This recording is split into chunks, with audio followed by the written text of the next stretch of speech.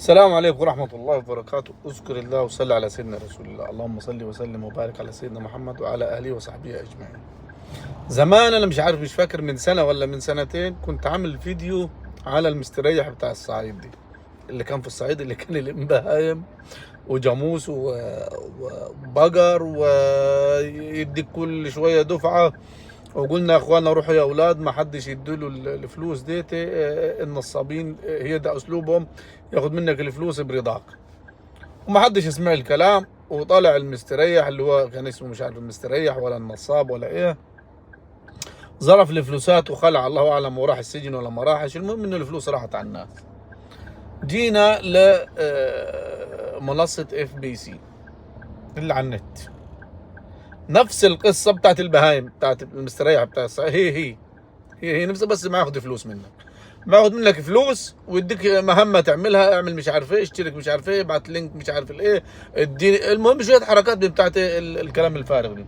وانزل لك كل يوم هتشترك مثلا بمبلغ 900 1800 3600 كده يعني، وانزل لك كل يوم 100 جنيه. طبعا ايه، هسلك الناس شويه، بقيت الناس تسحب في اليوم 100 جنيه 200 جنيه 300 جنيه، بيجوا ينزلوا كل واحد ايه. طبعا اللي كان مشترك ب 1000 راح نازل بتقلب 10000.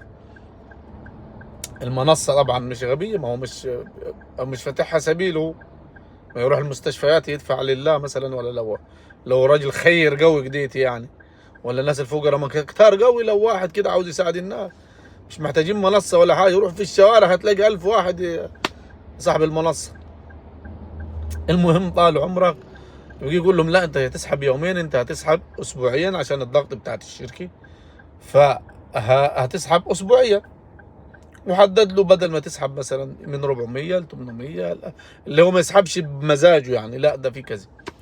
وبدات الطعم برضه بدا يشتغل، فهو بدا يعني ايه، يركن فلوس، بدل ما انت ما تسحب كل الفلوس ابتدى يركن فلوس عنده.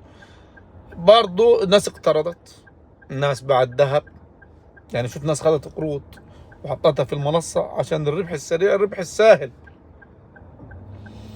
وللأسف في ناس على قد حالة، يعني على قد حاله وماشية معاها بالعافية، يقول لك أنا معاه ذهبات ولا معاه حاجة يبيعها ويحطها في حاجة زي دي، حطه زي دي. في ناس والله أعلم سمعت إنه هي يعني من الحزن جات لها كأنه أزمة ولية و... واتكلت على الله، الله يرحمهم ويغفر لهم يعني، إذا كان صح الخبر. ليه يعني، ليه كل فترة وفترة احنا يعني تعبنا من كتر الكلام يا اخو. ما فيش حاجة اسمها ربح سهل، فيش حاجة اسمها ربح سهل.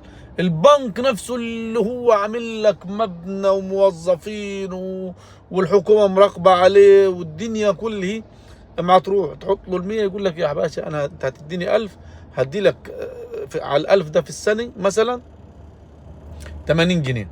هو بيقول لك كده، مش هيدي لك على ال1000 جنيه كل شهر. فين العقل؟ شوف البنك اللي معاه مشاريع ومعاه دنيا، يدي لك انت حته منصه، هو 3 حروف او اختصار للكلمه FBC، واحد وهمي ولا انت عارفه ولا هو على النت يا اخوانا. ياما في ناس هاكر، ممكن ده الواتساب لما يجي لك واتساب من مصر، يعني الرقم مصري، ويكلمك وتكلمه هو مش لا الرقم مصري ولا هو في مصر.